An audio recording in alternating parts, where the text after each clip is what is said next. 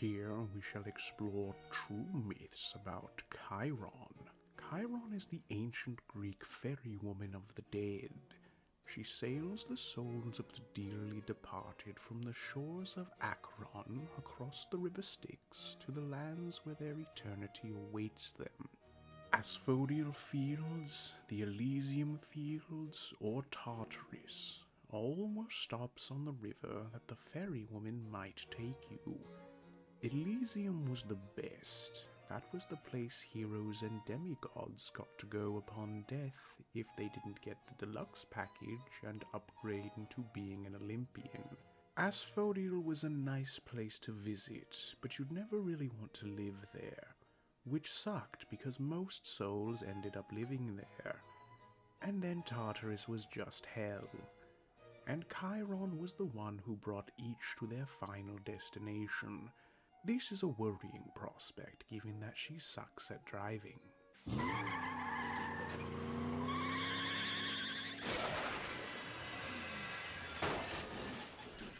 You'd think with such a simple job, rowing back and forth to the same 4 places in exchange for a single coin, that things would be pretty easy.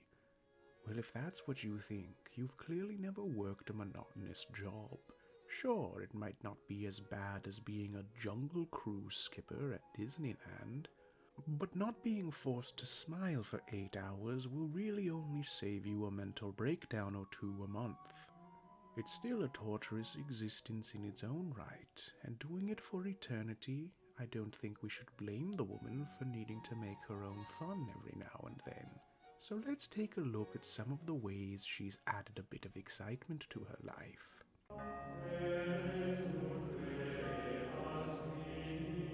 The very last of the 12 labors of Hercules, Heracles, involved the demigod traveling to the underworld in order to capture its guard dog Cerberus and give it to King Eurystheus. Heracles was known to be just as good with the brains as he was with the brawn, so you'd think he'd have a cunning plan to get to the pooch for the capturing. You would think. When it came time to travel across the river of the dead while still being alive, and even worse while being a broke bear without the needed coin, Chiron initially told him to go away. Heracles' answer was to get up close to Chiron and start threatening her. Some stories say he even had the audacity to take her rowing pole and refuse to give it back until she traveled with him. And it worked. It worked so well that Hades had to punish Chiron for letting it happen. Got chained up to the pole so she'd never let go again. This method was apparently so successful that when the god Dionysus decided he wanted to travel to the underworld to bring one of his favorite playwrights back to life, he went to the now godly Heracles to ask how to do it. And Heracles had to remind him of the whole "you're a god" thing, and that you can just tell Chiron to ferry him across. And that worked too. So you heard it here first. If you don't want to pay your way through the underworld, either be a god or steal the row pole. There is no 4th option. The 4th option to gaining access to the underworld is brought to us by the Romans. When their mythological founder Aeneas needed to travel to the underworld to get a pep talk from his dad, he was told the best way to do it was to find a really cool stick and show it to Chiron. And so he did. And that's about it. Perhaps the best known myth about Chiron's breaking of her own rules comes from the story of the musician Orpheus, who traveled to the underworld to get back his dead wife after a satyr did some non-TOS friendly things to her.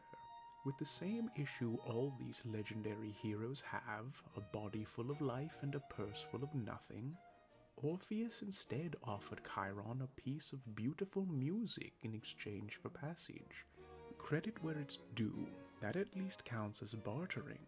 Heracles could learn a thing or two from the artist over there. Anyways, the music was so good it brought Chiron to tears, so she was willing to get him a meeting with her boss, Persephone. Sorry, I meant Hades. Who was told what to do by Persephone. So yes, it was a meeting between Orpheus and Persephone at the end of the day. And hey, no punishment this time. So all's well that ends well. For Chiron, at least. Orpheus famously did not have anything end well for him. And so there you have it. A brief look at the life and times of this most enigmatic of the Greek lexicon. May your coin purse be filled upon the day you cross paths. And pray she's actually paying attention to where she's meant to get you.